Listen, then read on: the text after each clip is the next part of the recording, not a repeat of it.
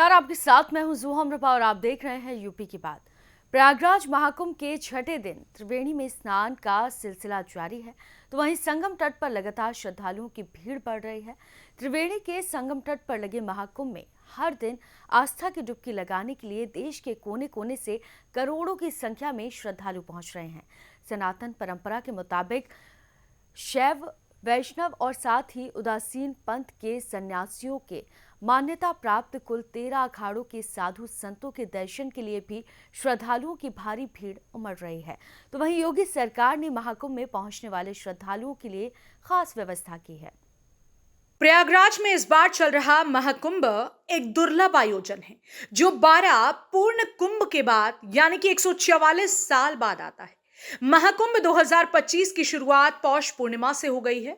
वहीं दूसरे दिन मकर संक्रांति का पर्व भी बीत चुका है। पौष पूर्णिमा और मकर संक्रांति दोनों पर्व को मिलाकर 7 करोड़ से ज्यादा श्रद्धालुओं ने गंगा, जमुना और अदृश्य सरस्वती के पवन जल में आस्था की डुबकी लगाई है।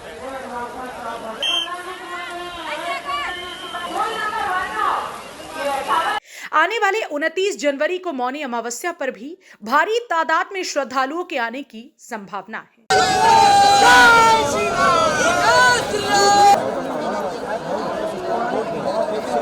योगी आदित्यनाथ की सरकार ने महाकुंभ आने वाले श्रद्धालुओं के लिए कोई परेशानी न हो, इसके लिए शानदार व्यवस्थाएं की गई हैं। यहां तक कि महाकुंभ में 40 करोड़ से ज्यादा श्रद्धालुओं के आने की उम्मीद है, जबकि महाकुंभ में 60 करोड़ लोगों के लिए व्यवस्था की गई है। यूपी की बात की टीम ने इस ऐतिहासिक महाकुंभ में व्यवस्थाओं को लेकर तहकीकात की और नाथ संप्रदाय के शिविर में नाथ संप्रदाय के महंत से महाकुंभ के स्नान पर्व को लेकर खास बातचीत की। संगम मोर्च पे 2025 को महाकुंभ आगाज हो चुका है। 2 स्नान बीत चुके हैं। 2 स्नान में लगभग 7 करोड़ श्रद्धालु ने संगम में आस्था की डुबकी लगाई है। हमारे साथ नाथ संप्रदाय के यहाँ पे महंत हैं।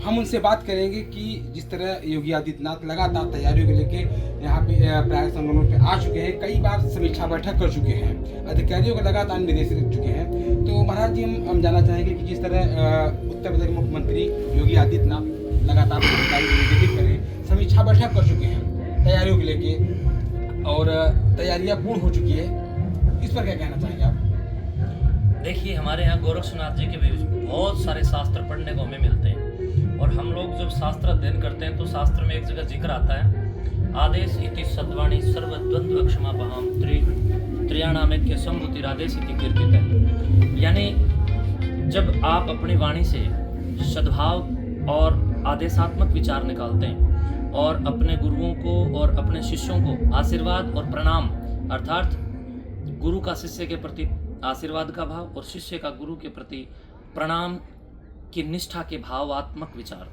जब इनका संकलन होता है तो एक योगी उदय होकर के आगे बढ़ता है।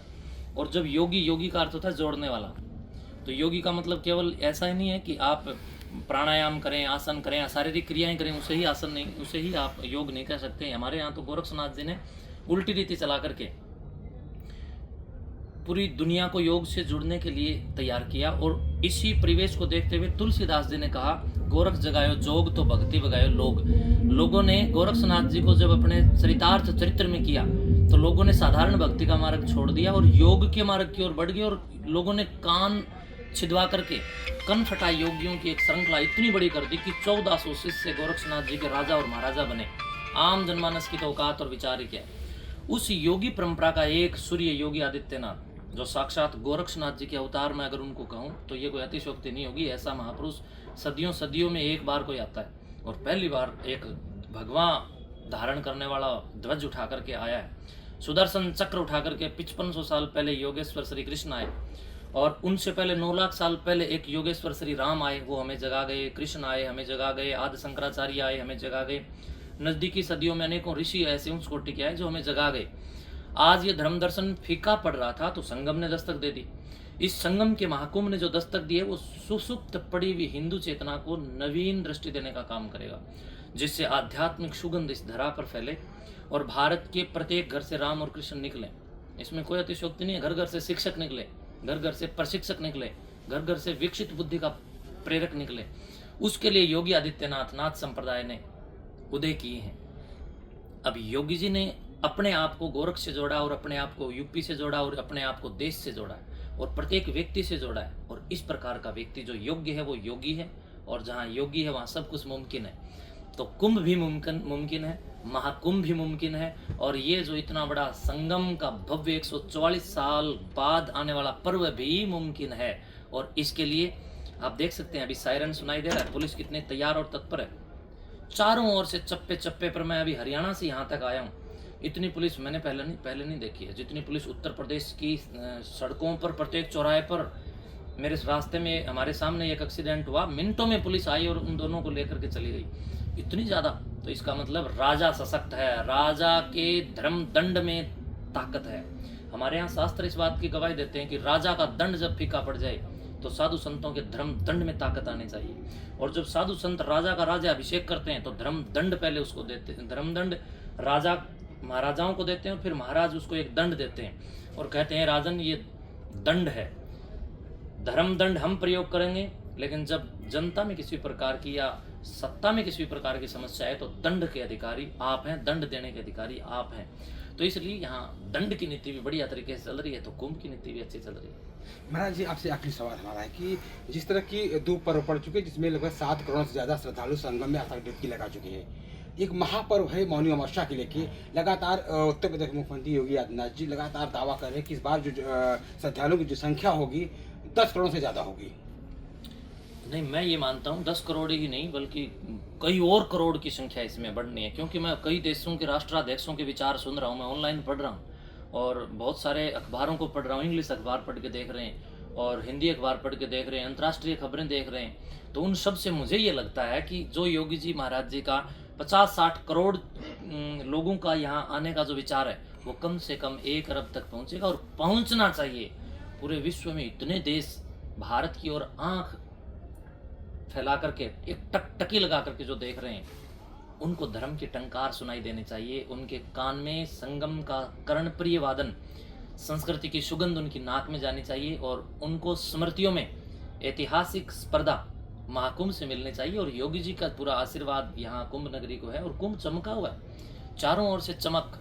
मैं देख रहा हूँ कि यहाँ का प्रशासन और शासन पूरी सेवा कर रहा है। संत देखो कितनी अच्छी अच्छी संतों की व्यवस्थाएं हैं, कुटीर बने हुए हैं, कैंप लगे हुए हैं, सत्संग चल रहे हैं, भजन चल रहे हैं, हवन चल रहे हैं, यजन चल रहे हैं और स्वाहा स्वाहा हो रही है, हनुमान चालीसा चल रहा है, गोरख चालीसा चल रहा है, गोरख स्तुतियाँ चल रही हैं। और संतों को क्या चाहिए? साधु संतों को तो ईश्वर स्तुति साधना उपासना का केंद्र चाहिए, वो योगी जी ने प्रखर होकर के प्रचंड मात्रा में दिया है।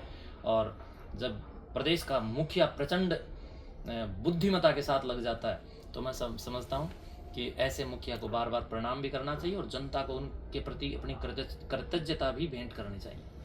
बिल्कुल, जिस तरह हमारे साथ महान जुड़े थे उन्होंने बताया कि जो भी कार्य कर रहे हैं कि ऐसा कार्य कभी किसी मुख्यमंत्री ने नहीं किया।